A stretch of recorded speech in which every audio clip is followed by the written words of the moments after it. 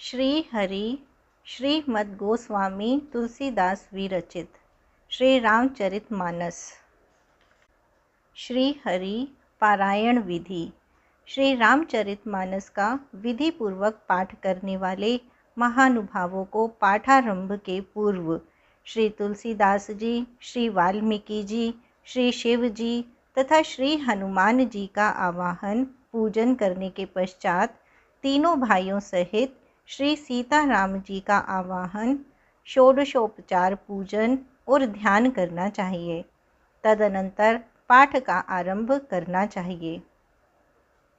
ओम तुलसीदासाय नमः, ओम वाल्मीकाय नमः, ओम गौरीपतये नमः, ओम श्री सपत्निकाय लक्ष्मणाय नमः, ओम श्री सपत्निकाय शत्रुघ्नाय नमः, ओम श्री सपत्निकाय भरताय नमः, ओम हनुमते नमः।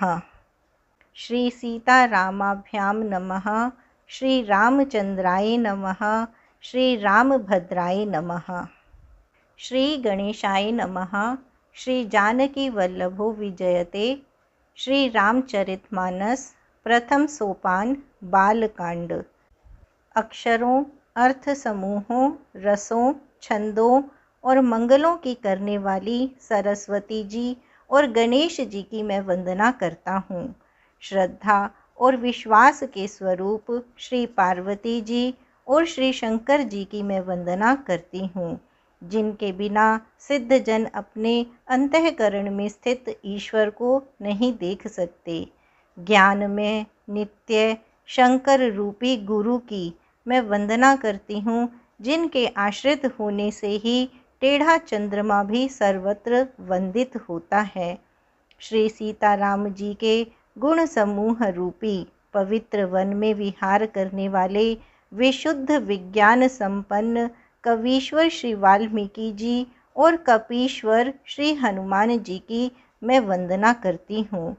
उत्पत्ति, स्थिति और संहार करने वाली, कलेशों को हरने वाली तथा संपूर्ण कल्याणों की करने वाली श्री रामचंद्र जी की प्रियतमा श्री सीता जी को मैं नमस्कार करती हूँ, जिनकी माया के वशीभूत संपूर्ण विश्व ब्रह्मादि देवता और असुर हैं, जिनकी सत्ता से रस्सी में सर्प के भ्रम की भांति यह सारा दृश्य जगत सत्य ही प्रतीत होता है और जिनके केवल चरण ही भव सागर से तरने की इच्छा वालों के लिए एकमात्र नौका है।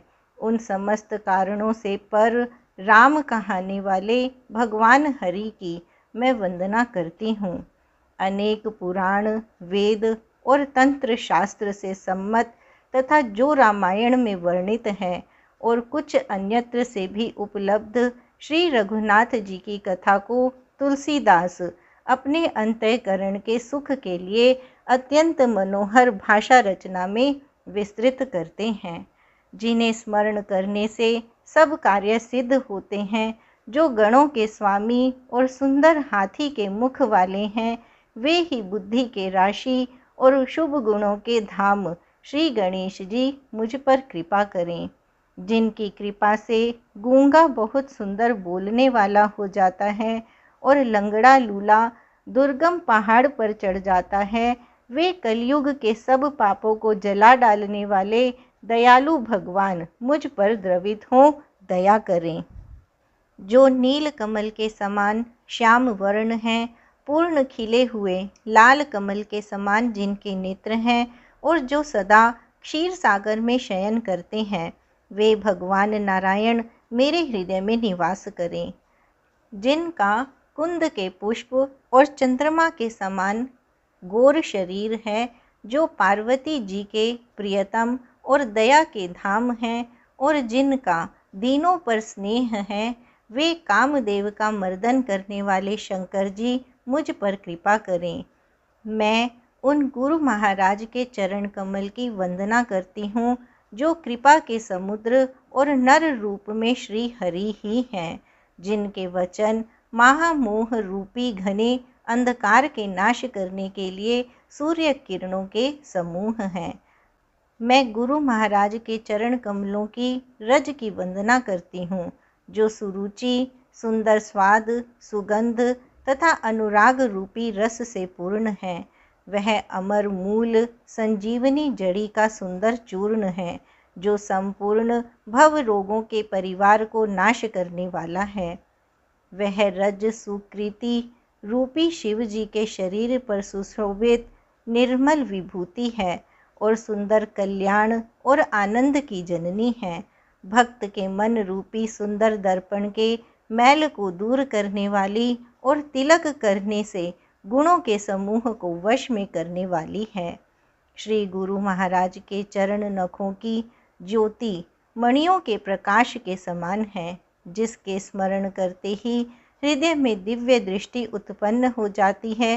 वह प्रकाश अज्ञान रूपी अंधकार का नाश करने वाला है। वह जिसके हृदय में आ जाता है उसके बड़े भाग्य हैं।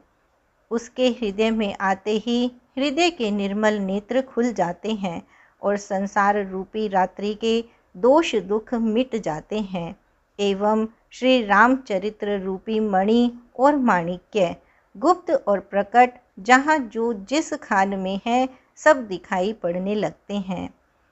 जैसे सिद्धांजन को नेत्रों में लगाकर साधक सिद्ध और सुजान पर्वतों, वनों और पृथ्वी के अंदर कौतुक से ही बहुत सी खाने देखते हैं। श्री गुरु महाराज के चरणों की रज कोमल और सुंदर नयनामृत अंजन है, जो नेत्रों के दोषों का नाश करने वाला है। उस अंजन से विवेक रूपी नेत्रों को निर्मल करके मैं संसार रूपी बंधन से छुड़ाने वाले श्री रामचरित्र का वर्णन करती हूँ। पहले पृथ्वी के देवता ब्राह्मणों के चरणों की वंदना करती हूँ, जो अज्ञान से उत्पन्न सब संदेहों को हरने वाले हैं। फिर सब गुणों की खान संत समाज को प्रेम सहित सुंदर वाणी से प्रणाम करती हूँ। संतों का चरित्र कपास के चरित्र के समान शुभ है, जिसका फल नीरस, विशद और गुणमय होता है। संत स्वयं दुख सहकर दूसरों के छिद्रों को ढकता है, जिसके कारण उसने जगत में वंदनीय यश प्राप्त किया है। संतों का समाज आनंद और कल्याण में है, जो जगत में चलता फिरता तीर्थराज है, जहाँ राम भक्ति रूपी गंगा जी की धारा है और ब्रह्म विचार का प्रचार सरस्वती जी हैं। विधि और निषेध, यह करो और यह न करो रूपी कर्मों की कथा कलयुग के पापों को हरने वाली सूर्य तनया यमुना जी हैं और भगवान विष्णु और शंकर जी की कथाएं त्रिवेणी रूप से सुशोभित हैं, जो सुनते ही सब आनंद और कल्याणों की देने वाली है। उस संत समाज रूपी प्रयाग में अपने धर्म में जो अटल विश्वास है, वह अक्षय वट है और शुभ कर्म ही उस तीर्थराज का समाज है। वह सब देशों में सब समय सभी को सहज ही में प्राप्त हो सकता है और आदर पूर्वक सेवन करने से क्लेशों को नष्ट करने वाला है। वह तीर्थराज अलौकिक और अकथनीय है एवं तत्काल फल देने वाला है, उसका प्रभाव प्रत्यक्ष है। जो मनुष्य इस संत समाज रूपी तीर्थराज का प्रभाव प्रसन्न मन से सुनते और समझते हैं और फिर अत्यंत प्रेम पूर्वक इसमें गोते लगाते हैं, वे इस शरीर के रहते ही धर्म, अर्थ, काम, मोक्ष चारों फल पा जाते हैं। इस तीर्थराज में स्नान का फल तत्काल ऐसा देखने में आता है कि कोयल बन जाते हैं और बगुले हंस। यह सुनकर कोई आश्चर्य न करे, क्योंकि सत्संग की महिमा छिपी नहीं है। वाल्मीकि जी, नारद जी और अगस्त्य जी ने अपने अपने मुखों से अपनी होनी कही है। जल में रहने वाले, जमीन पर चलने वाले और आकाश में विचरने वाले नाना प्रकार के जड़ चेतन जितने जीव इस जगत में हैं, उनमें से जिसने जिस समय जहाँ कहीं भी जिस किसी यत्न से बुद्धि, कीर्ति, सद्गति, विभूति और भलाई पाई है, सो सब सत्संग का ही प्रभाव समझना चाहिए। वेदों में और लोक में इनकी प्राप्ति का दूसरा कोई उपाय नहीं है। सत्संग के बिना विवेक नहीं होता और श्री राम जी की कृपा के बिना वह सत्संग सहज में मिलता नहीं। सत्संगति आनंद और कल्याण की जड़ है। सत्संग की सिद्धि ही फल है और सब साधन तो फूल हैं। दुष्ट भी सत्संगति पाकर सुधर जाते हैं। जैसे पारस के स्पर्श से लोहा सुहावना हो जाता है, किंतु दैव योग से यदि कभी सज्जन कुसंगति में पड़ जाते हैं तो वे वहाँ भी सांप की मणि के समान अपने गुणों का ही अनुसरण करते हैं। अर्थात जिस प्रकार सांप का संसर्ग पाकर भी मणि उसके विष को ग्रहण नहीं करती तथा अपने सहज गुण प्रकाश को नहीं छोड़ती, उसी प्रकार साधु पुरुष दुष्टों के संग में रहकर भी दूसरों को प्रकाश ही देते हैं। दुष्टों का उन पर कोई प्रभाव नहीं पड़ता। ब्रह्मा, विष्णु, शिव, कवि और पंडितों की वाणी भी संत महिमा का वर्णन करने में सकुचाती है। वह मुझसे किस प्रकार नहीं कही जाती, जैसे साग तरकारी बेचने वाले से मणियों के गुण समूह नहीं कहे जा सकते। मैं संतों को प्रणाम करती हूँ जिनके चित्त में समता है, जिनका न कोई मित्र है और न शत्रु। जैसे अंजलि में रखे हुए सुंदर फूल दोनों ही हाथों को समान रूप से सुगंधित करते हैं, वैसे ही संत शत्रु और मित्र दोनों का ही समान रूप से कल्याण करते हैं। संत सरल हृदय और जगत के हितकारी होते हैं।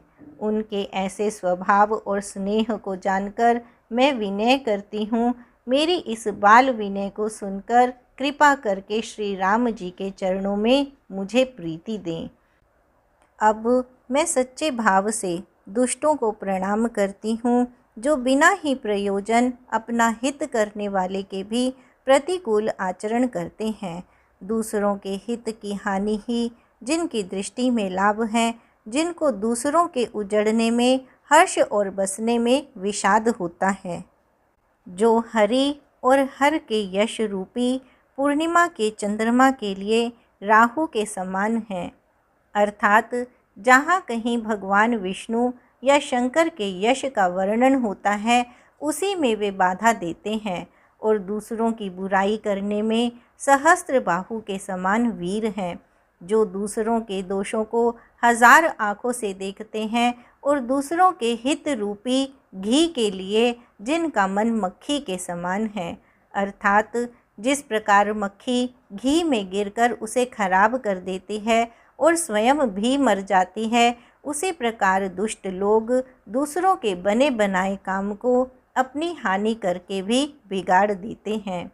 जो तेज दूसरों को जलाने वाला ताप में अग्नि और क्रोध में यमराज के समान है, पाप और अवगुण रूपी धन में कुबेर के समान धनी हैं, जिनकी बढ़ती सभी के हित का नाश करने के लिए केतु के समान हैं और जिनके कुंभकर्ण की तरह सोते रहने में ही भलाई है।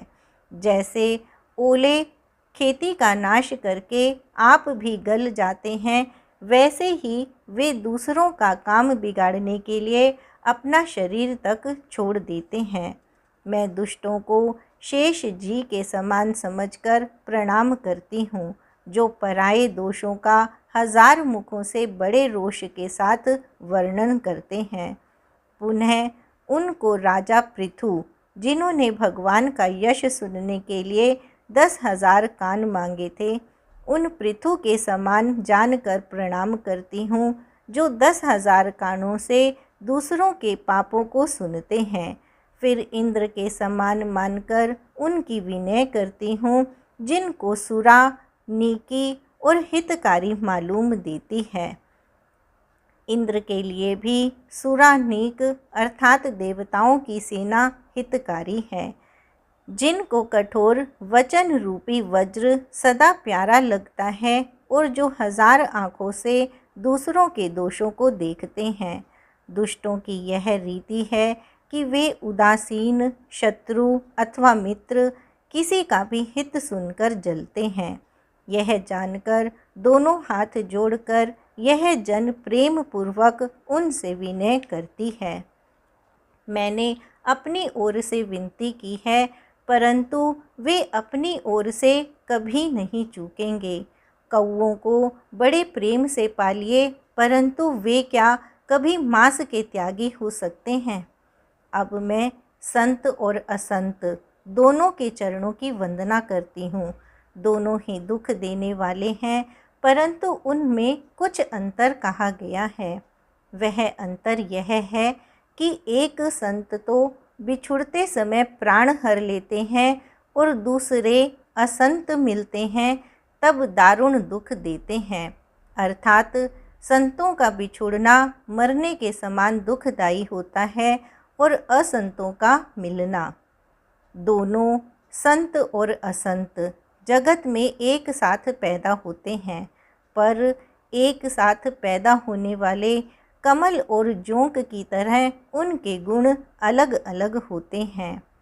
कमल दर्शन और स्पर्श से सुख देता है, किंतु जोंक शरीर का स्पर्श पाते ही रक्त चूसने लगती है। साधु अमृत के समान और असाधु मदिरा के समान हैं। दोनों को उत्पन्न करने वाला जगत रूपी अगाध समुद्र एक ही है। शास्त्रों में समुद्र मंथन से ही अमृत और मदिरा दोनों की उत्पत्ति बताई गई है। भले और बुरे अपनी अपनी करनी के अनुसार सुंदर यश और अपयश की संपत्ति पाते हैं।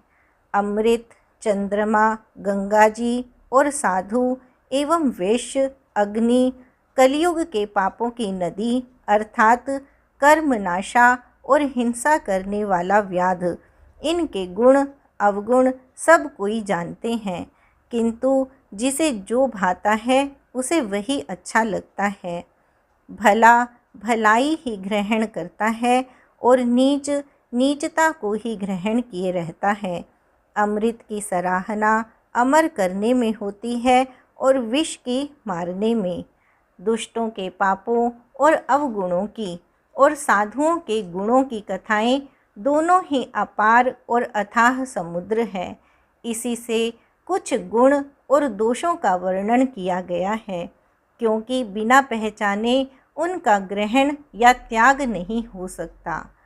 भले बुरे सभी ब्रह्मा के पैदा किए हुए हैं, पर गुण और दोषों को विचार कर वेदों ने उनको अलग अलग कर दिया है। वेद, इतिहास और पुराण कहते हैं कि ब्रह्मा की यह सृष्टि गुण अवगुणों से सनी हुई है। दुख सुख, पाप पुण्य, दिन रात, साधु असाधु, सुजाति कुजाति, दानव देवता, ऊंच नीच, अमृत विष, सुजीवन मृत्यु, माया ब्रह्म, जीव ईश्वर, संपत्ति दरिद्रता, रंक राजा, काशी मगध, गंगा कर्मनाशा, मारवाड़ मालवा, ब्राह्मण कसाई, स्वर्ग नरक, अनुराग वैराग्य। वेद शास्त्रों ने उनके गुण दोषों का विभाग कर दिया है। विधाता ने इस जड़ चेतन विश्व को गुण दोष में रचा है, किंतु संत रूपी हंस दोष रूपी जल को छोड़कर गुण रूपी दूध को ही ग्रहण करते हैं। विधाता जब इस प्रकार का हंस का सा विवेक देते हैं, तब दोषों को छोड़कर मन गुणों में अनुरक्त होता है। काल स्वभाव और कर्म की प्रबलता से भले लोग भी माया के वश में होकर कभी कभी भलाई से चूक जाते हैं। भगवान के भक्त जैसे उस चूक को सुधार लेते हैं और दुख दोषों को मिटाकर निर्मल यश देते हैं, वैसे ही दुष्ट भी कभी कभी उत्तम संग पाकर भलाई करते हैं, परंतु उनका कभी भंग न होने वाला मलिन स्वभाव नहीं मिटता। जो वेशधारी ठग हैं, उन्हें भी अच्छा वेश बनाए देखकर वेश के प्रताप से जगत पूजता है, परंतु एक न एक दिन वे चोड़े आ ही जाते हैं। अंत तक उनका कपट नहीं निभता, जैसे कालनेमी रावण और राहु का काल हुआ। बुरा वेश बना लेने पर भी साधु का सम्मान ही होता है, जैसे जगत में जाम्बवान और हनुमान जी का हुआ। बुरे संग से हानि और अच्छे संग से लाभ होता है, यह बात लोक और वेद में है और सभी लोग इसको मानते हैं। पवन के संग से धूल आकाश पर चढ़ जाती है और वही नीच जल के संग से कीचड़ में मिल जाती है। साधु के घर के तोता मैना राम राम सुमिरते हैं और असाधु के घर के तोता मैना गिन गिन कर गालियाँ देते हैं। कुसंग के कारण धुआं कालिक कहलाता है, वही धुआं सुंदर स्याही होकर पुराण लिखने के काम में आता है और वही धुआं जल, अग्नि और पवन के संग से बादल होकर जगत को जीवन देने वाला बन जाता है। ग्रह, औषधि, जल, वायु और वस्त्र, ये सब भी कुसंग और सुसंग पाकर संसार में बुरे और भले पदार्थ हो जाते हैं। चतुर एवं विचारशील पुरुष ही इस बात को जान पाते हैं। महीने के दोनों पखवाड़ों में उजियाला और अंधेरा समान ही रहता है, परंतु विधाता ने इनके नाम में भेद कर दिया है। एक का नाम शुक्ल और दूसरे का नाम कृष्ण रख दिया। एक को चंद्रमा का बढ़ाने वाला और दूसरे को उसका घटाने वाला समझकर जगत ने एक को सुयश और दूसरे को अपयश दे दिया। जगत में जितने जड़ और चेतन जीव हैं, सबको राम में जानकर मैं उन सबके चरण कमलों की सदा दोनों हाथ जोड़कर वंदना करती हूँ। देवता, दैत्य, मनुष्य, नाग, पक्षी, प्रेत, पितर, गंधर्व, किन्नर और निशाचर सबको मैं प्रणाम करती हूँ। अब सब मुझ पर कृपा कीजिए। 84 लाख योनियों में 4 प्रकार के स्वेदज, अंडज, उद्भिज, जरायुज जीव जल, पृथ्वी और आकाश में रहते हैं। उन सब से भरे हुए इस सारे जगत को श्री सीताराम में जानकर मैं दोनों हाथ जोड़कर प्रणाम करती हूँ। मुझको अपना दास जानकर कृपा की खान आप सब लोग मिलकर छल छोड़कर कृपा कीजिए। मुझे अपने बुद्धि बल का भरोसा नहीं है, इसलिए मैं सबसे विनती करती हूँ। मैं श्री रघुनाथ जी के गुणों का वर्णन करना चाहती हूँ, परंतु मेरी बुद्धि छोटी है और श्री राम जी का चरित्र अथाह है। इसके लिए मुझे उपाय का एक भी अंग अर्थात कुछ लेश मात्र भी उपाय नहीं सूझता। मेरे मन और बुद्धि कंगाल हैं, किंतु मनोरथ राजा है। मेरी बुद्धि तो अत्यंत नीची है और चाह बड़ी ऊंची है। चाह तो अमृत पाने की है, पर जगत में जुड़ती छाछ भी नहीं। सज्जन मेरी ढिठाई को क्षमा करेंगे और मेरे बाल वचनों को मन लगाकर प्रेम पूर्वक सुनेंगे। जैसे बालक जब तोतले वचन बोलता है तो उसके माता पिता उन्हें प्रसन्न मन से सुनते हैं, किंतु क्रूर, कुटिल और बुरे विचार वाले लोग जो दूसरों के दोषों को ही भूषण रूप से धारण किए रहते हैं, वे हंसेंगे। रसीले हो या अत्यंत फीकी, अपनी कविता किसे अच्छी नहीं लगती, किंतु जो दूसरे की रचना को सुनकर हर्षित होते हैं, ऐसे उत्तम पुरुष जगत में बहुत नहीं हैं। हे भाई, जगत में तालाबों और नदियों के समान मनुष्य ही अधिक हैं, जो जल पाकर अपनी ही बाढ़ से बढ़ते हैं। समुद्र सा तो कोई एक विरला ही सज्जन होता है, जो चंद्रमा को पूर्ण देखकर उमड़ पड़ता है। मेरा भाग्य छोटा है और इच्छा बहुत बड़ी है। परंतु मुझे एक विश्वास है कि इसे सुनकर सज्जन सभी सुख पावेंगे और दुष्ट हंसी उड़ावेंगे, किंतु दुष्टों के हंसने से मेरा हित ही होगा। मधुर कंठ वाली कोयल को कौवे तो कठोर ही कहा करते हैं, जैसे बगुले हंस को और मेंढक पपीहे को हंसते हैं, वैसे ही मलिन मन वाले दुष्ट निर्मल वाणी को हंसते हैं। जो न तो कविता के रसिक हैं और न जिनका श्री रामचंद्र जी के चरणों में प्रेम है, उनके लिए भी यह कविता सुखद हास्य रस का काम देगी। प्रथम तो यह भाषा की रचना है और दूसरे मेरी बुद्धि भोली है, इससे यह हंसने के योग्य ही है। हंसने में उन्हें कोई दोष नहीं। जिन्हें ना तो प्रभु के चरणों में प्रेम है और न अच्छी समझ ही है, उनको यह कथा सुनने में फीकी लगेगी। जिनकी श्री हरि भगवान विष्णु और श्री हर भगवान शिव के चरणों में प्रीति है और जिनकी बुद्धि कुतर्क करने वाली नहीं है, जो श्री हरि हर में भेद की या ऊंच नीच की कल्पना नहीं करते, उन्हें श्री रघुनाथ जी की यह कथा मीठी लगेगी। सज्जनगण इस कथा को अपने जी में श्री राम जी की भक्ति से भूषित जानकर सुंदर वाणी से सराहना करते हुए सुनेंगे। मैं ना तो कवि हूँ, न वाक्य रचना में ही कुशल हूँ। मैं तो सब कलाओं और सब विद्याओं से रहित हूँ। नाना प्रकार के अक्षर, अर्थ और अलंकार, अनेक प्रकार की छंद रचना, भावों और रसों के अपार भेद और कविता के भांति भांति के गुण दोष होते हैं। इनमें से काव्य संबंधी एक भी बात का ज्ञान मुझ में नहीं है। यह मैं कोरे कागज पर लिखकर सत्य सत्य कहता हूँ। मेरी रचना सब गुणों से रहित है। इसमें बस जगत प्रसिद्ध एक गुण है। उसे विचार कर अच्छी बुद्धि वाले पुरुष, जिनके निर्मल ज्ञान है, उसको सुनेंगे।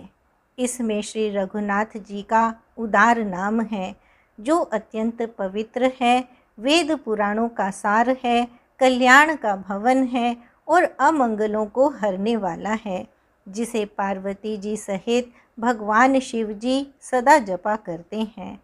जो अच्छे कवि के द्वारा रची हुई बड़ी अनूठी कविता है, वह भी राम नाम के बिना शोभा नहीं पाती।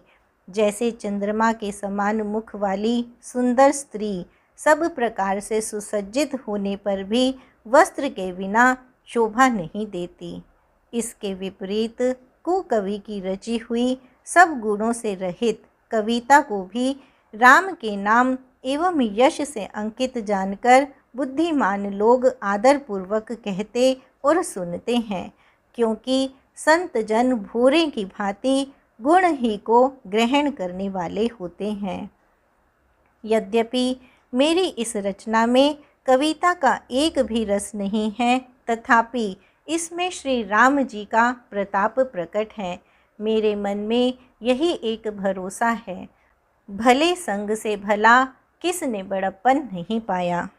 धुआं भी अगर के संग से सुगंधित होकर अपने स्वाभाविक कड़वेपन को छोड़ देता है। मेरी कविता अवश्य भद्दी है, परंतु इसमें जगत का कल्याण करने वाली राम कथा रूपी उत्तम वस्तु का वर्णन किया गया है। इससे यह भी अच्छी ही समझी जाएगी। तुलसीदास जी कहते हैं, श्री रघुनाथ जी की कथा कल्याण करने वाली और कलयुग के पापों को हरने वाली है। मेरी इस कविता रूपी नदी की चाल पवित्र जल वाली नदी गंगा जी की चाल की भांति टेढ़ी है। प्रभु श्री रघुनाथ जी के सुंदर यश के संग से यह कविता सुंदर तथा सज्जनों के मन को भाने वाली हो जाएगी। शमशान की अपवित्र राख भी श्री महादेव जी के अंग के संग से सुहावनी लगती है और स्मरण करते ही पवित्र करने वाली होती है। श्री राम जी के यश के संग से मेरी कविता सभी को अत्यंत प्रिय लगेगी। जैसे मल्य पर्वत के संग से काष्ठ मात्र चंदन बनकर वंदनीय हो जाता है, फिर क्या कोई काठ का विचार करता है। श्यामा गऊ काली होने पर भी उसका दूध उज्जवल और बहुत गुणकारी होता है, यही समझकर सब लोग उसे पीते हैं। इसी तरह गंवारू भाषा में होने पर भी श्री सीताराम जी के यश को बुद्धिमान लोग बड़े चाव से गाते और सुनते हैं। मणि, माणिक और मोती की जैसी सुंदर छवि है, वह सांप, पर्वत और हाथी के मस्तक पर वैसी शोभा नहीं पाती। राजा के मुकुट और नव युवती स्त्री के शरीर को पाकर ही ये सब अधिक शोभा को प्राप्त होते हैं। इसी तरह बुद्धिमान लोग कहते हैं कि सुकवि की कविता भी उत्पन्न और कहीं होती है और शोभा अन्यत्र कहीं पाती है, अर्थात कवि की वाणी से उत्पन्न हुई कविता वहाँ शोभा पाती है जहाँ उसका विचार, प्रचार तथा उसमें कथित आदर्श का ग्रहण और अनुसरण होता है। कवि के स्मरण करते ही उसकी भक्ति के कारण सरस्वती जी ब्रह्मलोक को छोड़कर दौड़ी आती हैं। सरस्वती जी की दौड़ी आने की वह थकावट रामचरित रूपी सरोवर में उन्हें नहलाए बिना दूसरे करोड़ों उपाय से भी दूर नहीं होती। कवि और पंडित अपने हृदय में ऐसा विचार कर कलयुग के पापों को हरने वाले श्री हरि के यश का ही गान करते हैं। संसारी मनुष्यों का गुणगान करने से सरस्वती जी सिर धुनकर पछताने लगती हैं। बुद्धिमान लोग हृदय को समुद्र, बुद्धि को सीप और सरस्वती को स्वाति नक्षत्र के समान समझते हैं।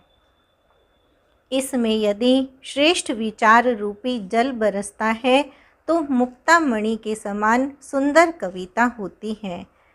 उन कविता रूपी मुक्तामणियों को युक्ति से भेद कर फिर रामचरित्र रूपी सुंदर धागे में पिरोकर सज्जन लोग अपने निर्मल हृदय में धारण करते हैं, जिससे अत्यंत अनुराग रूपी शोभा होती है। जो कराल कलयुग में जन्मे हैं, जिनकी करनी कौवे के समान है और वेश हंस का सा है, जो वेद मार्ग को छोड़कर कुमार्ग पर चलते हैं, जो कपट की मूर्ति और कलयुग के पापों के भाड़े हैं, जो श्री राम जी के भक्त कहलाकर लोगों को ठगते हैं, जो धन, लोभ, क्रोध और काम के गुलाम हैं और जो धींगा धींगी करने वाले, धर्मध्वजी और कपट के धंधों का बोझ ढोने वाले हैं, संसार के ऐसे लोगों में सबसे पहले मेरी गिनती है। यदि मैं अपने सब अवगुणों को कहने लगूं तो कथा बहुत बढ़ जाएगी और मैं पार नहीं पाऊंगा। इससे मैंने बहुत कम अवगुणों का वर्णन किया है। बुद्धिमान लोग थोड़े ही में समझ लेंगे।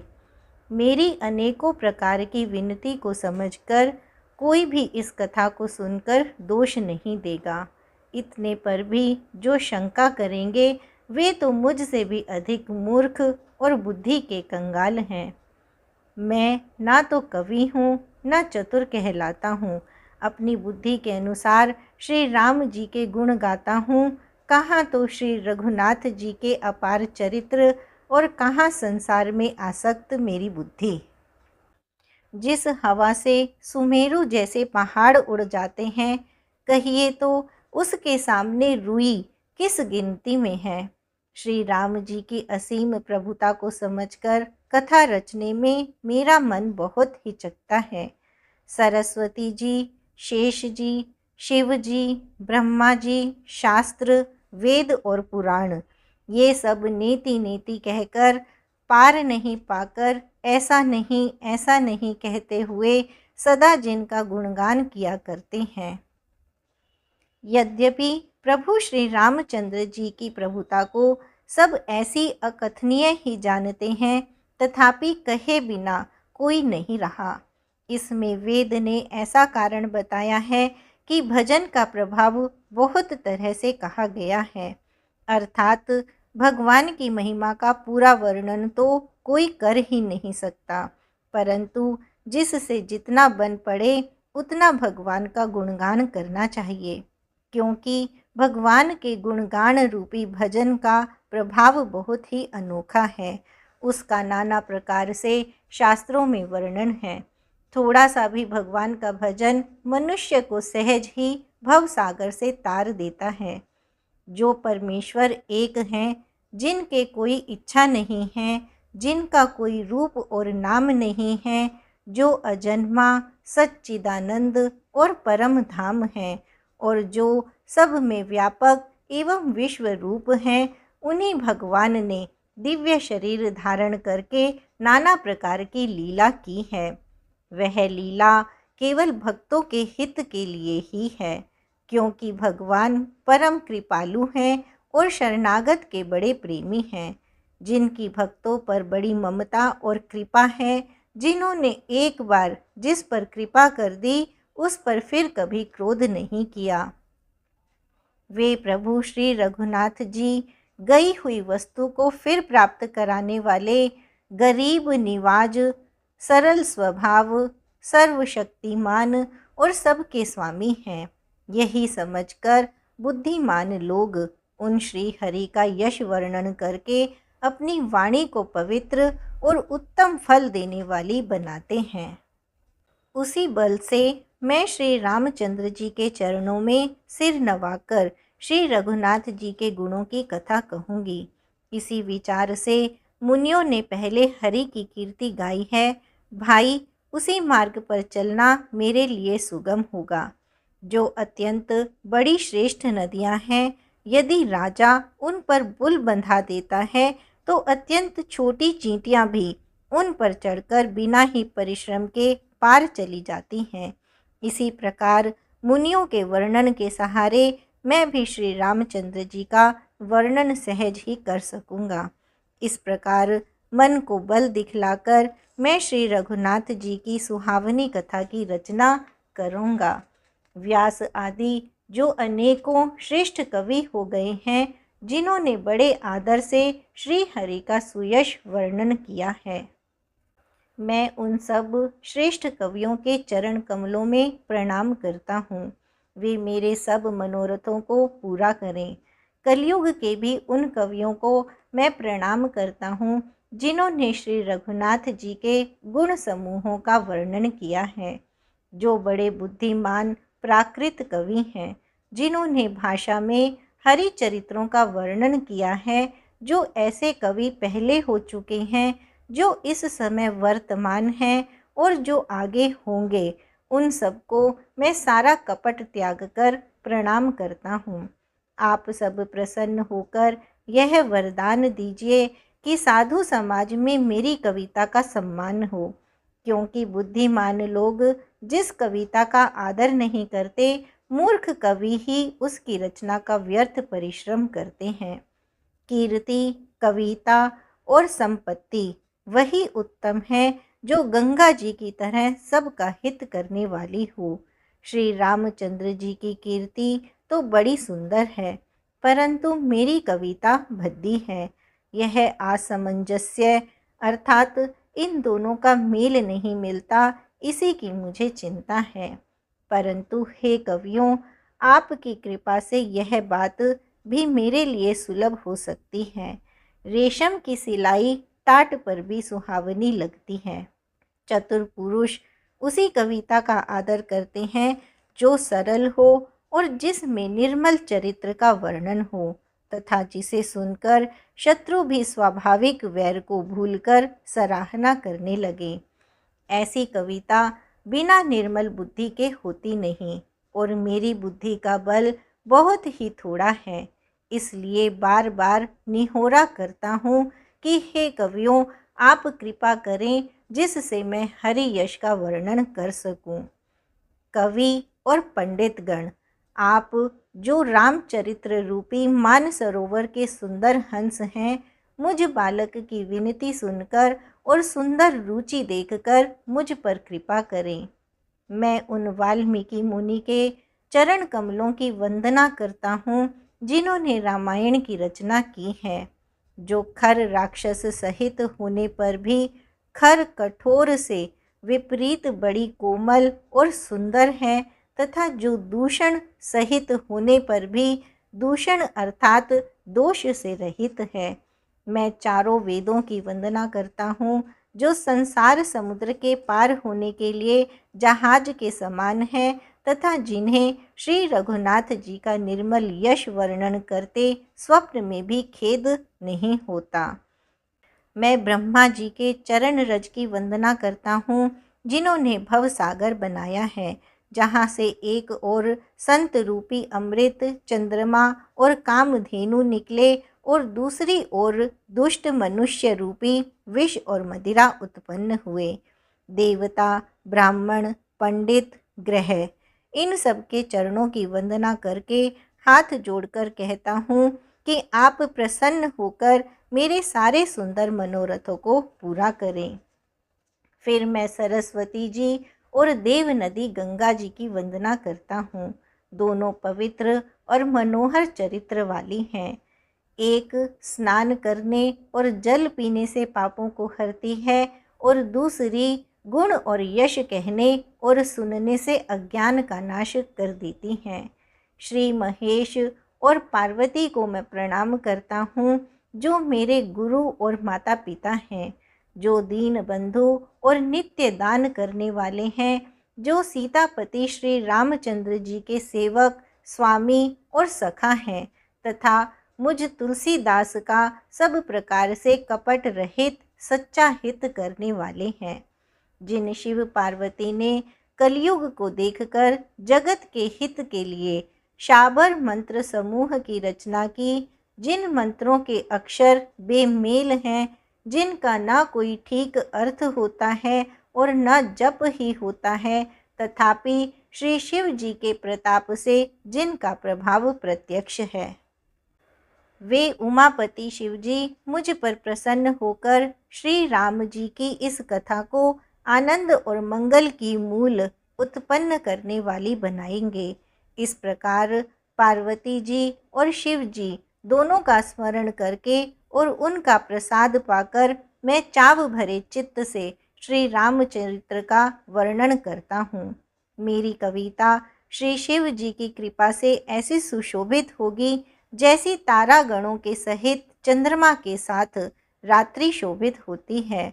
जो इस कथा को प्रेम सहित एवं सावधानी के साथ समझ बूझ कर कहे सुनेंगे, वे कलयुग के पापों से रहित और सुंदर कल्याण के भागी होकर श्री रामचंद्र जी के चरणों के प्रेमी बन जाएंगे।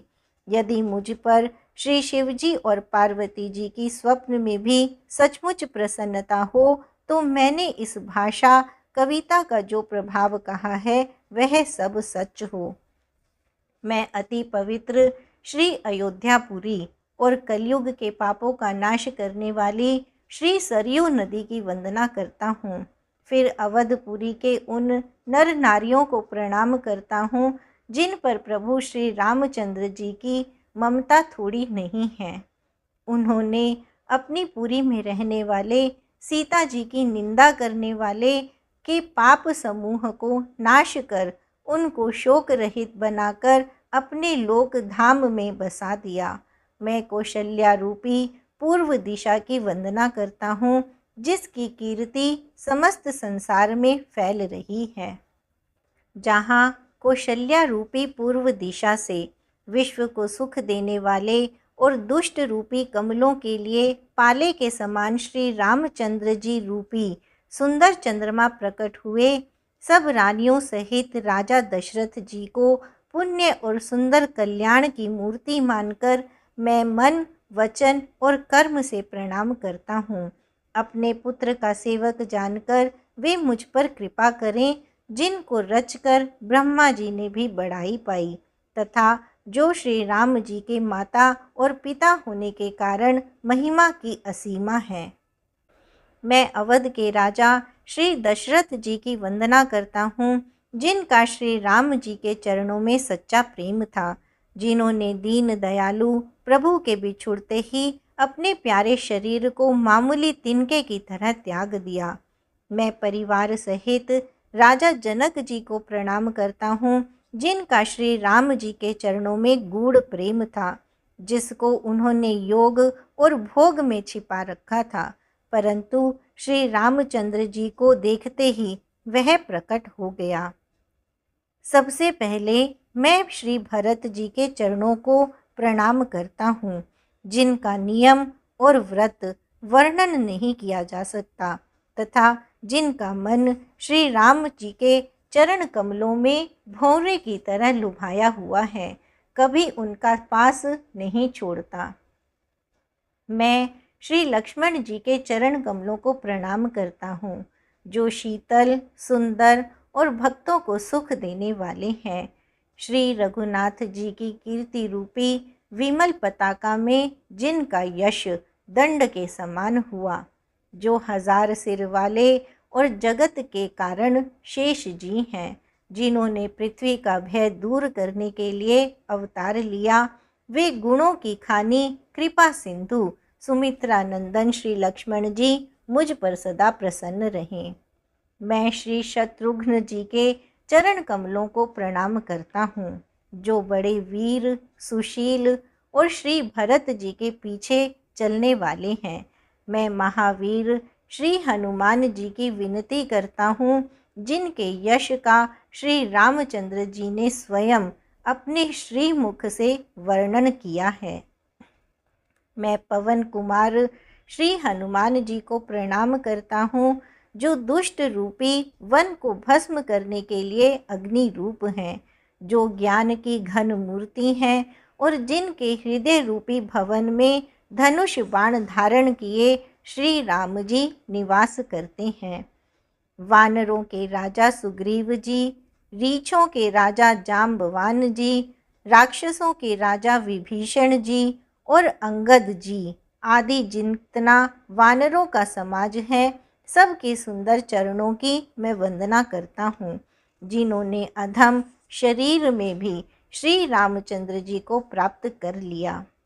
पशु, पक्षी, देवता, मनुष्य, असुर समेत जितने श्री राम जी के चरणों के उपासक हैं, मैं उन सब के चरण कमलों की वंदना करता हूँ, जो श्री राम जी के निष्काम सेवक हैं। शुकदेव जी, सनक आदि, नारद मुनि आदि जितने भक्त और परम ज्ञानी श्रेष्ठ मुनि हैं, मैं धरती पर सिर टेक कर उन सबको प्रणाम करता हूँ। हे मुनीश्वरों, आप सब मुझको अपना दास जानकर कृपा कीजिए। राजा जनक की पुत्री, जगत की माता और करुणा निधान श्री रामचंद्र जी की प्रियतमा श्री जानकी जी के दोनों चरण कमलों को मैं मनाता हूँ, जिनकी कृपा से निर्मल बुद्धि पाऊँ।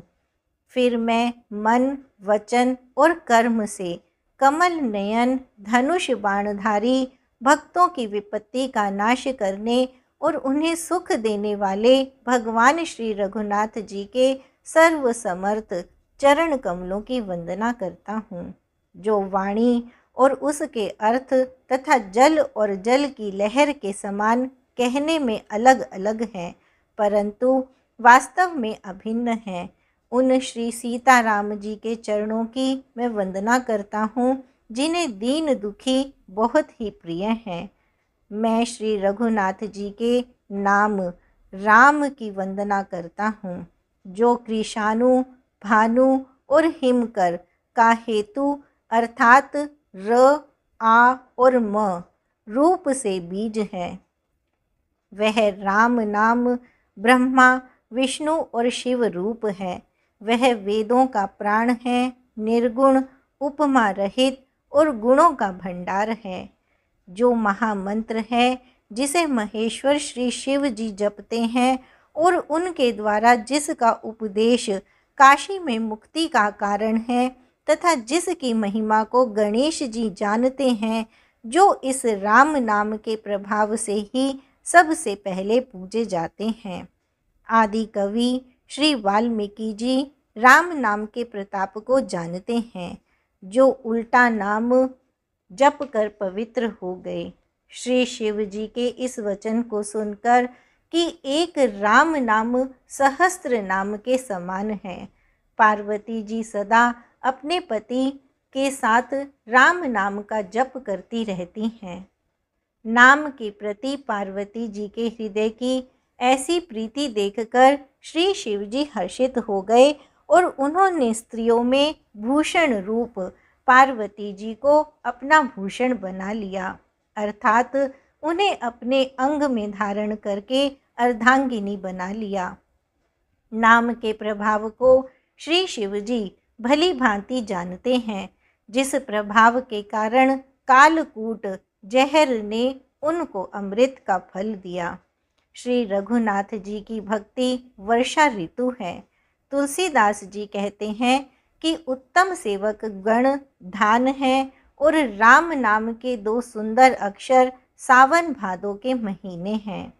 दोनों अक्षर मधुर और मनोहर हैं, जो वर्णमाला रूपी शरीर के नेत्र हैं, भक्तों के जीवन हैं तथा स्मरण करने में सबके लिए सुलभ और सुख देने वाले हैं, और जो इस लोक में लाभ और परलोक में निर्वाह करते हैं, अर्थात भगवान के दिव्य धाम में दिव्य देह से सदा भगवत सेवा में नियुक्त रखते हैं। ये कहने, सुनने और स्मरण करने में बहुत ही अच्छे हैं। तुलसीदास को तो श्री राम लक्ष्मण के समान प्यारे हैं।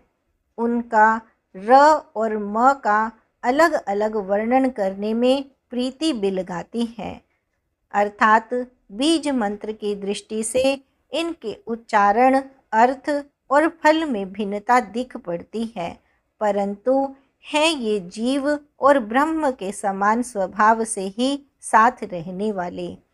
ये दोनों अक्षर नर नारायण के समान सुंदर भाई हैं। ये जगत का पालन और विशेष रूप से भक्तों की रक्षा करने वाले हैं। ये भक्ति रूपिणी सुंदर स्त्री के कानों के सुंदर आभूषण हैं और जगत के हित के लिए निर्मल चंद्रमा और सूर्य हैं। ये सुंदर गति मोक्ष रूपी अमृत के स्वाद और तृप्ति के समान हैं। कच्छप और शेष जी के समान पृथ्वी के धारण करने वाले हैं। भक्तों के मन रूपी सुंदर कमल में विहार करने वाले भंवरे के समान हैं और जीभ रूपी यशोदा जी के लिए श्री कृष्ण और बलराम जी के समान हैं।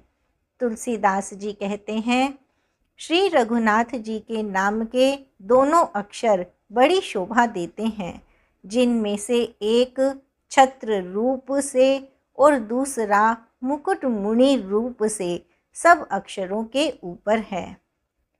समझने में नाम और नामी दोनों एक से हैं, किंतु दोनों में परस्पर स्वामी और सेवक के समान प्रीति है, अर्थात नाम और नामी में पूर्ण एकता होने पर भी जैसे स्वामी के पीछे सेवक चलता है, उसी प्रकार नाम के पीछे नामी चलते हैं। प्रभु श्री राम जी अपने राम नाम का ही अनुगमन करते हैं, नाम लेते ही वहाँ आ जाते हैं। नाम और रूप दोनों ईश्वर की उपाधि हैं। ये भगवान के नाम और रूप दोनों अनिर्वचनीय हैं, अनादि हैं और सुंदर बुद्धि से ही इनका स्वरूप जानने में आता है। इन नाम और रूप में कौन बड़ा है कौन छोटा, यह कहना तो अपराध है। इनके गुणों का तारतम्य सुनकर साधु पुरुष स्वयं ही समझ लेंगे। रूप नाम के अधीन देखे जाते हैं, नाम के बिना रूप का ज्ञान नहीं हो सकता। कोई सा विशेष रूप बिना उसका नाम जाने हथेली पर रखा हुआ भी पहचाना नहीं जा सकता, और रूप के बिना देखे भी नाम का स्मरण किया जाए तो विशेष प्रेम के साथ वह रूप हृदय में आ जाता है। नाम और रूप की गति की कहानी अकथनीय है। वह समझने में सुखदायक है, परंतु उसका वर्णन नहीं किया जा सकता। निर्गुण और सगुण के बीच में नाम सुंदर साक्षी है और दोनों का यथार्थ ज्ञान कराने वाला चतुर दुभाषिया है।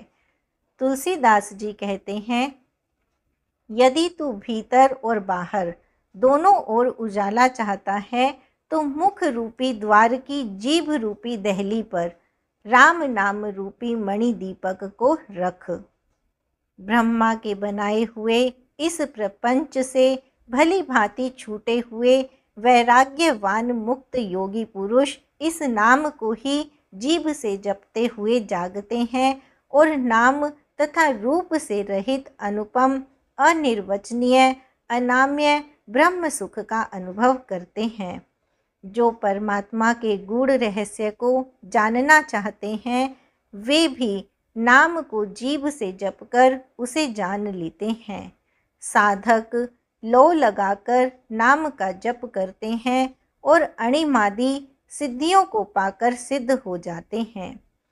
संकट से घबराए हुए आर्त भक्त नाम जप करते हैं तो उनके बड़े भारी बुरे बुरे संकट मिट जाते हैं और वे सुखी हो जाते हैं।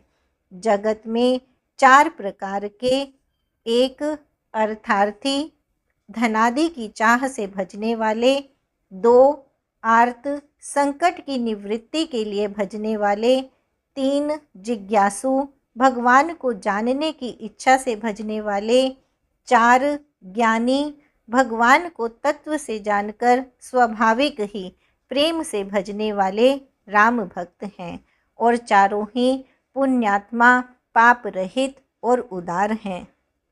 चारों ही चतुर भक्तों को नाम का ही आधार है। इनमें ज्ञानी भक्त प्रभु को विशेष रूप से प्रिय हैं। यूँ तो चारों युगों में और चारों ही वेदों में नाम का प्रभाव है, परंतु कलयुग में विशेष रूप से है।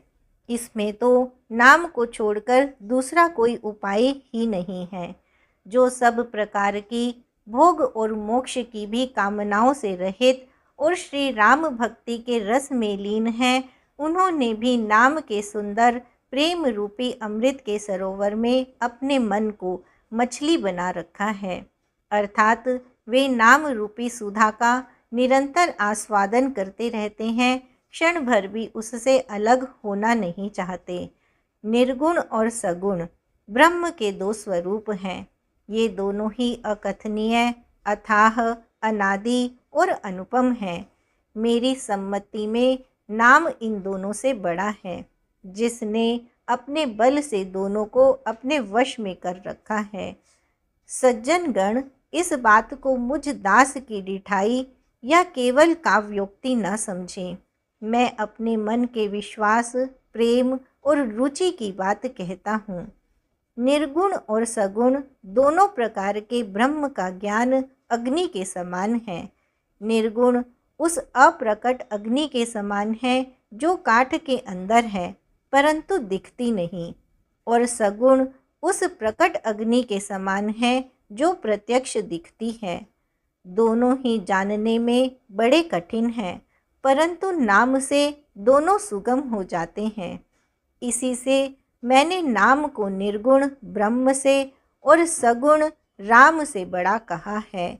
ब्रह्म व्यापक है, एक है, अविनाशी है, सत्ता, चैतन्य और आनंद की घन राशि है।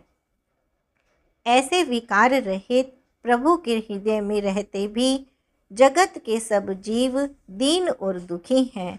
नाम का निरूपण करके नाम के यथार्थ स्वरूप, महिमा, रहस्य और प्रभाव को जानकर नाम का जतन करने से, श्रद्धापूर्वक नाम जप रूपी साधन करने से वही ब्रह्म ऐसे प्रकट हो जाता है जैसे रत्न के जानने से उसका मूल्य। इस प्रकार निर्गुण से नाम का प्रभाव अत्यंत बड़ा है। अब अपने विचार के अनुसार कहता हूँ कि नाम राम से भी बड़ा है।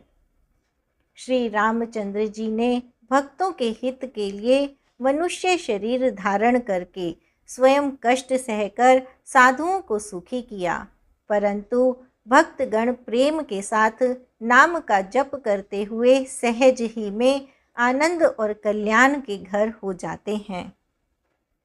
श्री राम जी ने एक तपस्वी की स्त्री अहिल्या को ही तारा, परंतु नाम ने करोड़ों दुष्टों की बिगड़ी बुद्धि को सुधार दिया।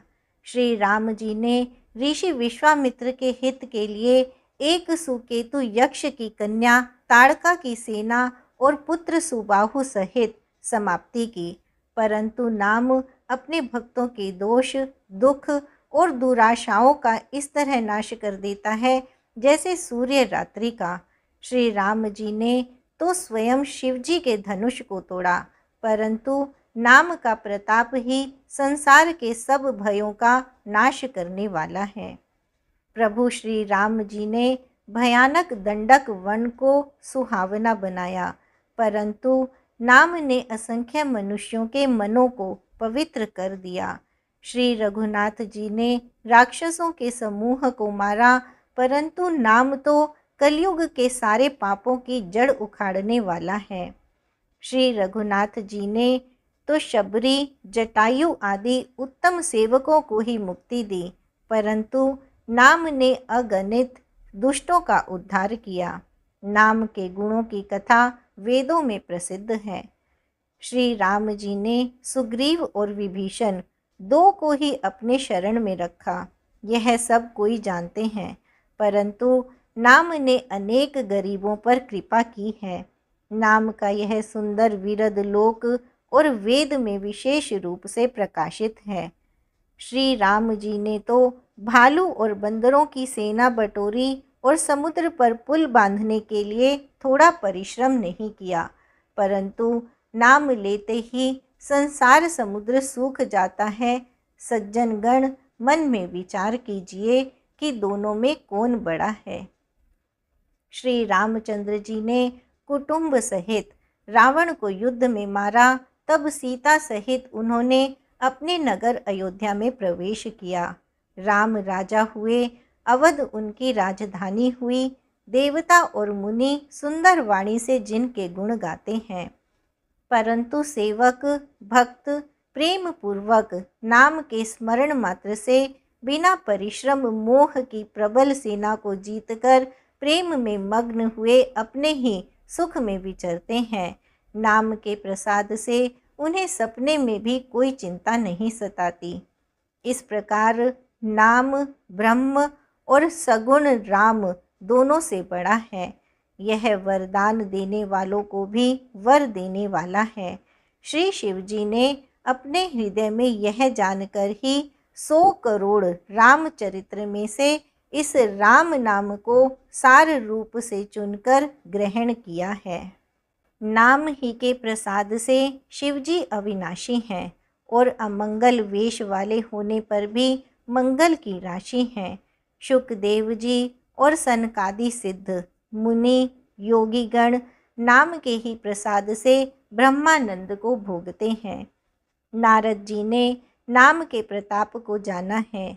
हरि सारे संसार को प्यारे हैं, हरि को हर प्यारे हैं, और आप श्री नारद जी हरि और हर दोनों को प्रिय हैं।